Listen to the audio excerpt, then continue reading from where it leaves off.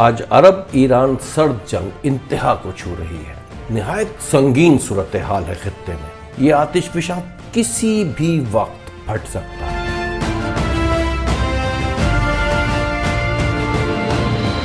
سعودی عرب 3 اطراف سے گھیرے میں ہے اور اس پر خوفناک امریکی دباؤ۔ یہ صورتحال خطے کو جنگ کی طرف لے جا رہی ہے۔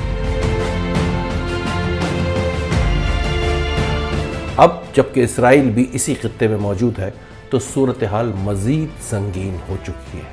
یہی کچھ ہم 1988 سے 1991 تک دیکھ چکے ہیں، جب ایران عراق جنگ کے بعد عرب اور ایران سفارتی تعلقات معطل تھے۔ اس وقت ایران تنہا نظر آتا تھا، مگر اب صورتحال مختلف ہے اور خطے میں ایران کا اثر و نفوذ ناقابل یقین حد تک بڑھ چکا ہے۔ یہ بھی حقیقت ہے کہ خلیجی ممالک مسلکی تقسیم کا شکار ہو چکے ہیں۔ امریکہ اور مغرب تو ایران کے جوہری پروگرام پر گہری تشویش رکھتے ہیں، مگر عرب نہیں۔ عربوں کا اصل مسئلہ پراکسی وار ہے۔ کیا پراکسی وار کامیاب ہوگی؟ عربوں کا الزام ہے کہ ایران پاسداران انقلاب کے توسط حزب اللہ، زینبیون، فاطمیون، حشد الشعبی اور حوثی باغیوں کے ذریعے خطے میں امن برباد کر رہا ہے، تو دوسری جانب ایران دولت اسلامیہ، القاعدہ اور طالبان جیسی بھیانک تنظیموں کے تانے بانے عرب سے جوڑتا ہے۔ سچ تو یہ ہے کہ خلیج فارس کے پڑوسیوں میں کشیدگی اس عروج پر پہنچ چکی ہے جہاں کسی بھی وقت جنگ کا نقارہ بج سکتا ہے۔ گزشتہ قسط میں ہم نے آپ کو ایران کریسنٹ اور عرب و ایران کے اتحادیوں کے حوالے سے بتایا تھا۔ عرب اور ایران کے درمیان یہ سرد جنگ آج کی نہیں بلکہ نہایت قدیم ہے، جڑیں صدیوں پرانی ہیں۔ عرب اور عجم دنیا کی 2 قدیم ترین قومیں، قدیم ترین تہذیبیں، گویا اسے تہذیبوں کا تصادم بھی قرار دیا جا سکتا ہے۔ ایران اور عرب دونوں کو برطانیہ نے خوب لوٹا۔ برطانیہ دوسری جنگ عظیم کے بعد سپر پاور ہوا کرتا تھا۔ اب صورتحال یہ ہے کہ یہ دونوں قومیں آمنے سامنے ہیں، عرب اور عجم۔ یہ تاریخ بڑی پرانی ہے۔ ایران اور عرب کی قدیم اور ماضی قریب کی تاریخ جانے بغیر ہم اس مسئلے کو سمجھ نہیں سکتے۔ آئیے جانتے ہیں کہ کیا ہوا۔ برطانیہ جس وقت سپر پاور تھا کیا کیا، عرب کو کس طرح ٹکڑوں میں بانٹا، ایران کو کس طرح لوٹا، اور جو آج رائیولری نظر آتی ہے دونوں میں، اس کی بنیادی وجوہات، اس کی جڑیں کہاں تک پہنچتی ہیں۔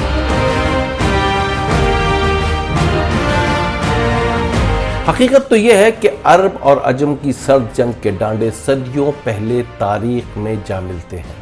ایرانی اور عرب دنیا کی قدیم ترین اقوام میں شمار ہوتے ہیں۔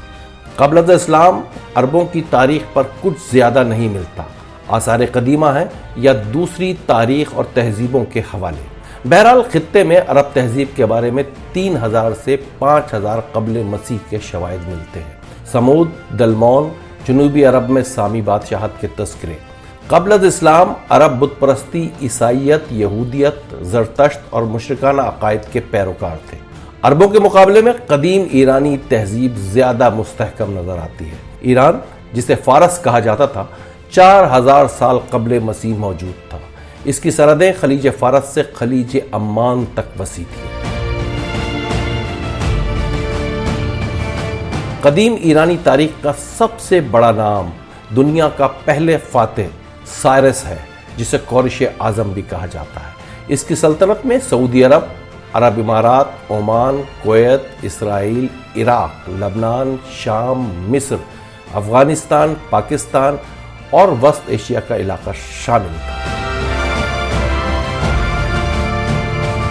فارس یا ایران کے لوگ زرتشت مذہب کے پیروکار تھے۔ حضرت عمر رضی اللہ تعالیٰ عنہ کے دور میں لشکر اسلام ایران پہنچتا ہے۔ 651 عیسوی میں ساسانی سلطنت کا خاتمہ۔ 1501 تک ایران اہل سنت مسلک پر تھا اور 1501 میں صفوی سلطنت کا آغاز۔ 16ویں سلطنت میں ایران میں اہل تشیع مسلک فروغ پا چکا تھا۔ قدیم زمانے میں بھی ایران صلاحیتوں کے اعتبار سے کم نہ تھا۔ عربوں کی سلطنت عباسی میں ایرانیوں کا عمل دخل کسی سے ڈھکا چھپا نہیں۔ یہ حقیقت ہے کہ ایران میں ہمیشہ بادشاہت رہی۔ مدائن سلطنت 678 قبل مسیح سے پہلوی خاندان 1979 عیسوی تک، جبکہ عرب ممالک میں 1917 میں جنگ عظیم اول کے نتیجے میں عثمانی سلطنت کے خاتمے کے بعد مختلف بااثر خاندان چھوٹی بڑی عرب ریاستوں کے بادشاہ 1930 سے 1971 کے درمیان بنے۔ یعنی برطانیہ سے معاہدے کے نتیجے میں سعودی عرب کو 1932، عمان 1951، کویت 1961، متحدہ عرب امارات، بحرین، قطر کو 1971 میں آزادی ملی۔ گویا ایران کے مقابل بادشاہت میں عرب ممالک ابھی کل کی بات ہے۔ اب آتے ہیں آخری ایرانی شہنشاہ رضا شاہ پہلوی کی جانب۔ 1925 میں پہلوی خاندان کے شاہ رضا احمد شاہ قاجار کا تختہ الٹ کر بادشاہ بنے، اور پھر 1941 میں ان کے بیٹے محمد رضا شاہ پہلوی، جن کی بادشاہت 1979 میں انقلاب ایران پر ختم ہوئی۔ ہمیں یہ بات نہیں بھولنی چاہیے کہ خلیجی ممالک میں ایران سب سے پہلا تیل پیدا کرنے والا ملک ہے، جہاں 1908 میں تیل دریافت ہوا۔ یہی تیل کی دولت جہاں ایران کے لیے نعمت بنی، وہیں عالمی سازشوں کا مرکز بھی۔ برطانوی حکومت نے دباؤ ڈال کر 1914 میں اینگلو ایرانین آئل کمپنی قائم کی۔ مزیدار بات یہ ہے کہ آمدنی میں ایران کا حصہ صرف 17%، جبکہ برطانیہ کا 83% تھا۔ دوسری جنگ عظیم میں شاہ رضا کی ہمدردیاں نازی جرمنی کے ساتھ تھیں، لہذا برطانیہ نے انہیں سبکدوش کر کے ان کے بیٹے محمد رضا شاہ کو بادشاہ بنایا۔ اس کے بعد در حقیقت برطانیہ ایران پر پوری طرح حاوی رہا۔ اس صورتحال میں محمد رضا شاہ پہلوی 1941 میں پہلوی سلطنت کے دوسرے بادشاہ بنے۔ ایران میں برطانیہ کے تسلط اور تیل پر غاصبانہ قبضے کے خلاف شدید جذبات موجود تھے۔ 1951 میں ڈاکٹر محمد مصدق ایران کے 35ویں وزیر اعظم بنے، ایک متحرک، وطن پرست اور دانش مند سیاستدان۔ ایران کے عوام برطانیہ کو قابض جانتے تھے۔ ڈاکٹر مصدق عوامی سیاستدان تھے۔ انہوں نے کہا، جس زمین پر ہم بستے ہیں وہ ہماری ہے، اور جو کچھ یہاں پیدا ہوتا ہے وہ بھی ہمارا ہے۔ کسی آمر، کسی بادشاہ کی یہ جرت نہیں کہ قوم کا سرمایہ چھین سکے۔ اقتدار میں آتے ہی ڈاکٹر مصدق نے پارلیمنٹ سے بھاری اکثریت میں قرارداد منظور کروائی اور اینگلو ایرانین تیل کمپنی اور آبادان ریفائنری کو قومی تحویل میں لے لیا۔ برطانیہ جو اس وقت سپر پاور تھا، آگ بگولا ہو گیا۔ سونے کی چڑیا ہاتھ سے نکلی تو مصدق کا تختہ الٹنے کی سازشیں شروع ہو گئیں۔ شہنشاہ ایران، دربار اور برطانوی دباؤ پر 1952 میں ڈاکٹر مصدق کو استعفیٰ دینا پڑا۔ یہ خبر جیسے ہی باہر نکلی، ایرانی عوام سڑکوں پر نکل آئے۔ خون ریز ہنگامے، پورا ایران سراپائے احتجاج۔ شہنشاہ کو دوبارہ ڈاکٹر مصدق کو وزیر اعظم بنانا پڑا۔ ہنگامے اتنے شدید تھے کہ شہنشاہ ایران خاندان سمیت ملک چھوڑ کر اٹلی بھاگ گئے، اور ڈاکٹر مصدق ایشیا سے افریقہ تک ایک مسیحا، ایک ہیرو بن گئے۔ برطانیہ کو احساس ہو گیا کہ ڈاکٹر مصدق کی سیاسی قوت کے سامنے شہنشاہ اور فوج بے بس ہے۔ اس کے باوجود برطانیہ سونے کی چڑیا کو چھوڑنے پر تیار نہ تھا۔ یہ وہی وقت ہے جب مغرب کوئلے کی جگہ تیل کو ایندھن کے طور پر استعمال کرنا شروع کر چکا ہے۔ برطانوی وزیر اعظم ونسٹن چرچل بھڑک اٹھے اور امریکہ کو احساس دلایا کہ ڈاکٹر مصدق پورے خطے کے لیڈر بن سکتے ہیں، جو مغرب کے لیے نہایت خطرناک ہوگا۔ سو امریکی صدر آئزن ہاور اور چرچل کی ایما پر ہولناک سازش تیار کی گئی۔ CIA اور MI6 نے خوفناک منصوبہ بنایا، جسے آپریشن اجیکس کا نام دیا گیا۔ مذہبی علماء، جرائم پیشہ افراد، مخالفین میں بے دریغ دولت لٹائی گئی۔ وزیر اعظم کے گھر پر حملہ ہوا، فوج نے گولہ باری بھی کی۔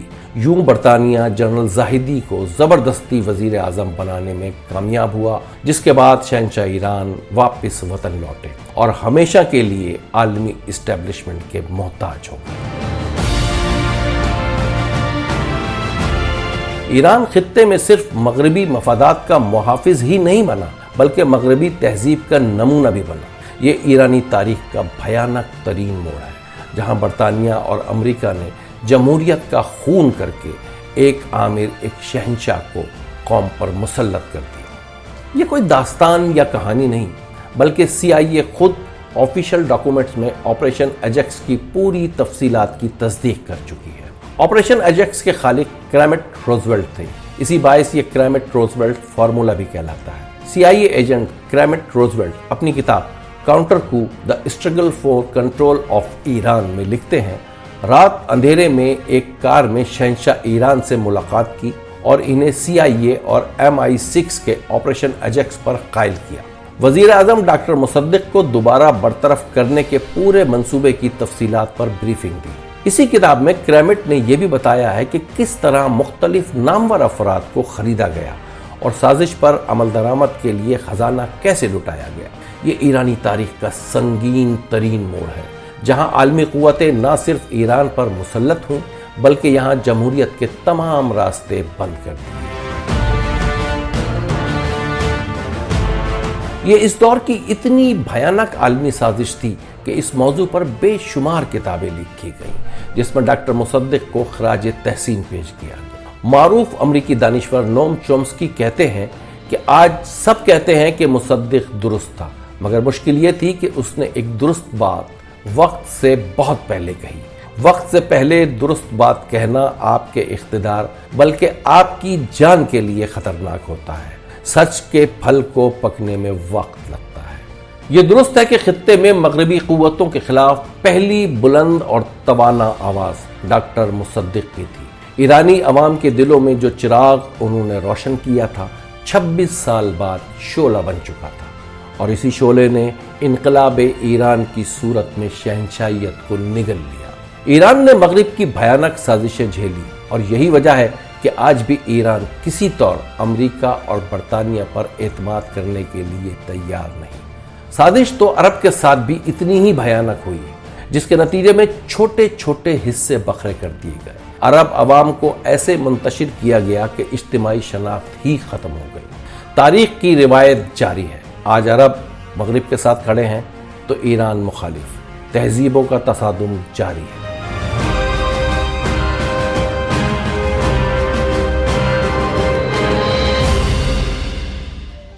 یہ تو تھی تاریخ، شہنشاہ ایران رخصت ہوئے، ان کی تاریخ آپ نے جانی، مگر اس وقت جو صورتحال ہے وہ پراکسی وار اس حد تک جا چکی ہے کہ کسی بھی وقت جنگ چھڑ سکتی ہے۔ اگر عرب اور ایران جنگ ہوتی ہے تو یہ پورا خطہ، ایک ملک نہیں، پورا خطہ افغانستان بن جائے گا، بلکہ اس سے بھی زیادہ بھیانک۔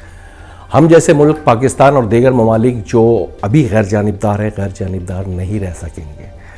اسرائیل کو اس خطے میں لا کے بٹھایا گیا ہے کسی مقصد سے۔ انٹرنیشنل اسٹیبلشمنٹ کیا سوچ رہی ہے؟ بڑے عجیب و غریب حقائق ہیں، دلائل ہیں۔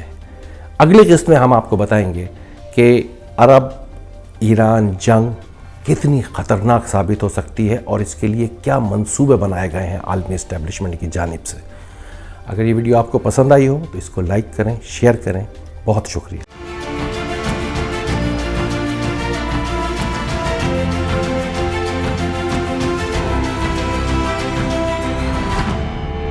مسٹر ڈاکیومنٹری چینل کو سبسکرائب کریں اور ہاں، بیل آئیکن کو دبانا نہ بھولیں تاکہ نئی معلومات آپ تک بر وقت پہنچے۔